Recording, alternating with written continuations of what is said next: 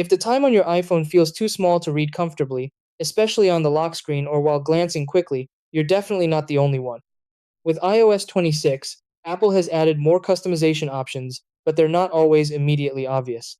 Many users expect a simple increase clock size button, but instead, the size and appearance of the time depend on a mix of lock screen customization and display settings. This can make it seem like there's no direct way to make the time bigger.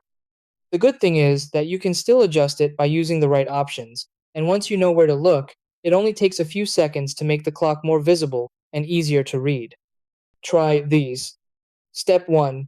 Press and hold your lock screen to enter customization mode. Step 2. Tap Customize and select the lock screen.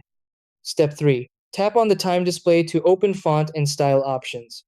Step 4. Choose a larger or bolder font style to make it appear bigger. Step 5. Adjust color and thickness for better visibility. Step 6. Tap Done to save your changes.